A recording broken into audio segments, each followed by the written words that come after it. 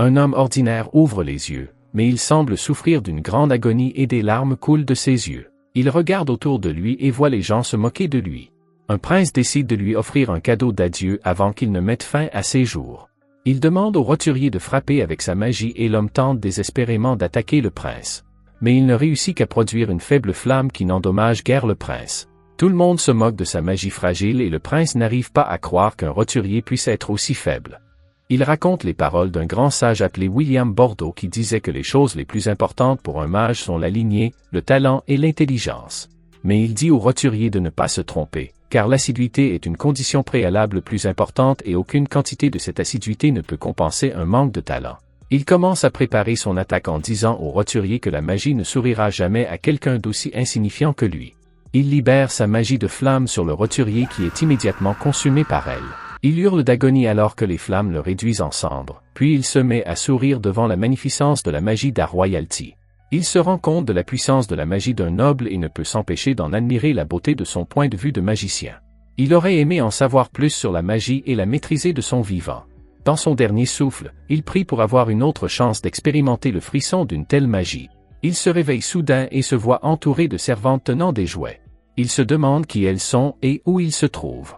Il pense qu'il s'agit d'ennemis géants et décide de se protéger. Il essaie de lancer un sort de feu pour se défendre, mais il se rend compte que ses mains sont minuscules. Il lance accidentellement un sort de feu qui traverse le toit du château tandis que des feux d'artifice éclatent pour marquer sa naissance. Un crieur public parcourt le royaume pour annoncer la naissance du 7e prince du royaume du Saloum, tout en distribuant des affiches. Pendant ce temps, les servantes du château sont époustouflées par le désastre causé par le nouveau-né. Quelques années plus tard, les habitants du royaume poursuivent leurs activités normales, tandis que certaines servantes recherchent le prince dans le château. Le prince sort de sa cachette après leur départ et s'apprête à s'enfuir du château lorsqu'il est accueilli par 2 hommes. Le prince Lloyd s'arrête dans son élan et fait taire l'homme pour que les servantes ne l'entendent pas l'appeler par son nom. Il dit à l'homme de nier l'avoir vu et l'homme accepte de garder son secret. Il demande à Lloyd s'il veut bien les accompagner à la chasse, mais Lloyd le laisse parler tout seul. L'homme est déçu que le prince se soit encore enfui, mais son ami l'informe que Lloyd est le 7e prince, ce qui l'empêche de prétendre à la couronne. Il ne comprend pas pourquoi l'homme fait tant d'efforts pour gagner ses faveurs. L'homme rappelle à son ami que le prince a pu parler peu après sa naissance, qu'il a lu des livres d'orthographe au lieu de livres d'images pour enfants et qu'il a refusé le lait maternel comme le ferait tout gentleman. Il dit à son ami qu'il pense que le prince est une réincarnation du grand sage William Bordeaux. Son ami lui répond qu'il est ridicule de penser que le prince est une réincarnation du grand sage. Le prince descend en courant les marches du château et se rend compte que l'homme a raison de penser qu'il est une réincarnation. Il se souvient qu'il était un roturier dans sa vie antérieure, mais il ne sait pas pourquoi ses souvenirs sont encore intacts. Alors que les servantes le cherchent dans le château, il se demande pourquoi il est né sous les traits d'un privilégié, le 7e fils d'une famille royale. Bien qu'il soit né comme un membre de la famille royale, il n'a pas l'intention de suivre les ambitions de gloire de cette famille. Il décide de s'en tenir aux ambitions qu'il a eues dans sa vie précédente et de découvrir la magie impressionnante que l'on peut trouver dans le palais. Il entre dans la bibliothèque royale et se réjouit de parcourir tous les livres magiques qui tapissent les étagères. Il prend un livre sur l'étagère et l'ouvre, mais quelqu'un apparaît immédiatement derrière lui. Sylpha lui prend le livre des mains, furieuse de le retrouver après qu'il ait fui les servantes. Il s'engage dans un combat à l'épée et Lloyd est capable de tenir tête à Sylpha pendant un moment, mais elle finit par le repousser. Il lui dit qu'il n'a aucune chance d'accéder au trône puisqu'il est le 7e, et qu'il n'a donc pas besoin d'instructions sur le maniement de l'épée.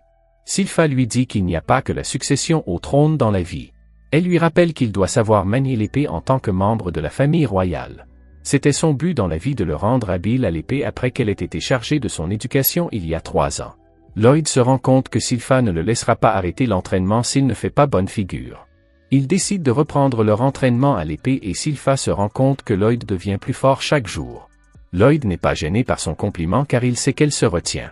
Il utilisait aussi secrètement la magie de contrôle pour tracer les mouvements de Sylpha afin qu'elle se batte contre une image miroir d'elle-même. En fait, il trichait pour ne pas avoir à s'entraîner et retourner à ses livres. Il continue à s'entraîner, mais Sylpha prend toujours le dessus sur lui. Lloyd se rend compte que Sylpha le surpasse en force de bras, en endurance et en taille. Bien qu'il puisse copier ses techniques, il est toujours désavantagé par rapport à elle, ce qui le fait perdre. Il décide d'expérimenter la tricherie pour compenser ses désavantages face à elle. Il utilise la magie pour augmenter la longueur de son épée et sa force physique. Il utilise également la lévitation pour compenser la différence de taille. Il réengage Silpha et cette fois-ci, il est capable de la suivre. Il est persuadé qu'il pourra gagner grâce à ses améliorations magiques.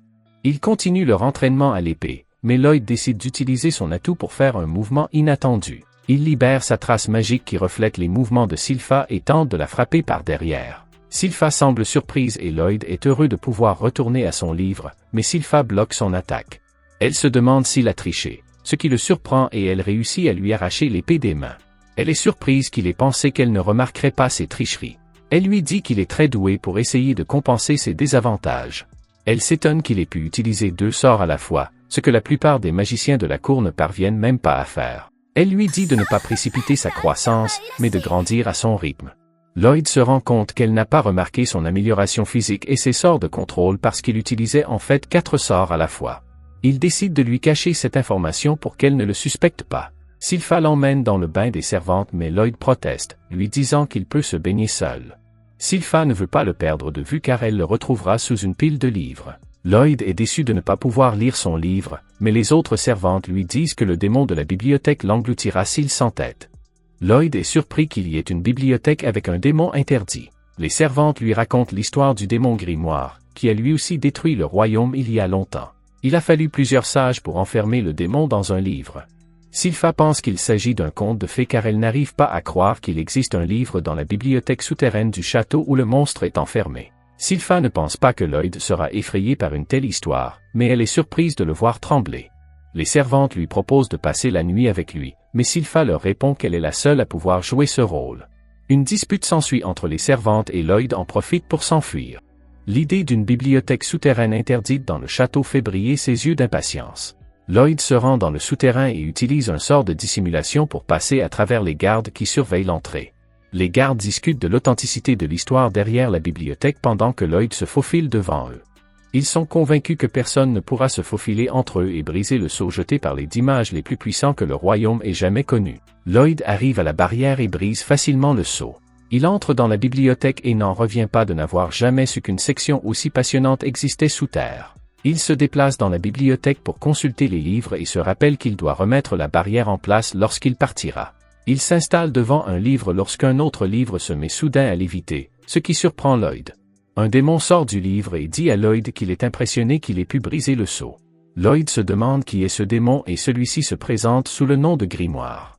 Lloyd comprend alors qu'il s'agit du démon du livre interdit. Lloyd se présente à Grimoire et ce dernier tente de convaincre Lloyd de le libérer. Il dit à Lloyd que son sceau est déjà dégradé et qu'il finira par être libéré. Il propose à Lloyd de lui donner autant d'or qu'il veut s'il le libère, mais Lloyd n'est pas impressionné par la magie de création du démon. Il est déçu que Grimoire ait transformé de la poussière en or et il réduit facilement l'or en poussière, ce qui surprend Grimoire. Lloyd lui dit qu'il a l'intention de remplacer son sceau parce qu'il ne veut pas qu'un démon détruise ses projets d'apprentissage de la magie du royaume. Grimoire essaie de le convaincre qu'il n'a rien à reprocher aux citoyens car les sages qui ont apposé le sceau sont partis depuis longtemps, mais Lloyd ne le croit pas.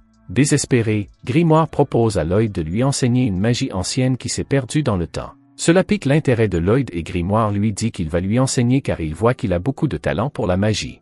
Lloyd se souvient des paroles du prince qui lui avait dit que la magie ne lui sourirait jamais parce qu'il était un roturier. Il est maintenant convaincu qu'il a un corps plus privilégié en magie qu'un simple roturier. Il décide de libérer le sceau du démon et celui-ci n'en croit pas ses yeux. Lloyd anticipe les enseignements du démon et celui-ci décide de tenir parole. Il frappe immédiatement Lloyd avec une ancienne magie de flamme et décide de poursuivre sa fuite, pensant avoir mis Lloyd hors d'état de nuire. Il est surpris de voir Lloyd sain et sauf car il utilise une barrière pour se protéger. Lloyd est intrigué par le sort jeté par le démon et il demande au démon de lui en montrer davantage. Le démon est furieux et frappe Lloyd avec des sorts de magie ancienne plus puissants, mais aucun d'entre eux ne peut pénétrer à travers la barrière de Lloyd. Le démon est déconcerté et se demande de quoi est faite la barrière de Lloyd. Lloyd est tellement fasciné par la magie qu'il décide de l'essayer lui-même. Il prend les restes de sa barrière et la tient sur son doigt pour en observer la composition. Il attend avec impatience ce que le grimoire peut lui offrir de plus quand soudain, le grimoire se dote d'une deuxième bouche et se met à psalmodier. Lloyd remarque que sa double incantation libère un ancien sort dévastateur. Lloyd analyse le sort à l'intérieur de sa barrière, mais Grimoire n'arrive pas à croire que Lloyd est encore en vie après avoir reçu son sort le plus puissant. Grimoire décide de se mettre la queue entre les jambes et de s'enfuir pour sauver sa peau, mais il est arrêté par une barrière. Lloyd l'informe qu'il a mis en place une barrière, mais Grimoire est blessé que Lloyd ait cru qu'il essayait de s'enfuir. Il dit à Grimoire qu'il a simplement mis en place des barrières à titre préventif. Grimoire en a assez de Lloyd et décide de l'achever, mais Lloyd lui dit qu'il connaît déjà son sort. Lloyd décide de tester la magie défensive de Grimoire et lance un énorme sort. Grimoire n'arrive pas à croire que Lloyd dispose d'un réservoir de mana aussi important.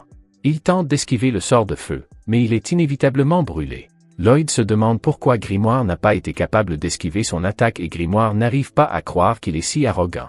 Lloyd décide de réparer les dégâts de la bibliothèque et Grimoire est stupéfait de voir qu'il a pu restaurer la pièce à la perfection. Il décide de traiter Lloyd avec respect puisqu'il est si étonnant. Lloyd sait que les démons ne peuvent être éliminés par la magie et il décide de tester les limites de Grimoire, mais ce dernier s'éloigne de lui avec effroi. Il décide de se rendre et d'offrir ses services à Lloyd. Il demande à être le familier de Lloyd et Lloyd accepte immédiatement, mais Grimoire a l'impression que Lloyd le considère comme un rat de laboratoire.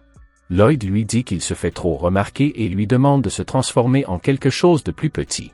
Grimoire se transforme en un petit démon mignon dans le but d'amadouer Lloyd pour qu'il puisse l'abattre à l'improviste. Lloyd l'a invité à sauter dans son manteau et Grimoire n'arrive pas à croire que Lloyd est si stupide qu'il le laisse devenir intime. Il décide de profiter de l'occasion pour s'attacher à Lloyd et prendre son corps, mais dès qu'il touche Lloyd, il est surpris par la densité du mana de ce dernier. Il décide d'obéir à Lloyd parce qu'il ne se voit pas prendre le contrôle de lui. Lloyd en profite pour lire tous les livres de la bibliothèque interdite. Si vous voulez une suite à cet anime, abonnez-vous, laissez un like et un commentaire pour aider la chaîne à grandir. Merci d'avoir regardé cette vidéo.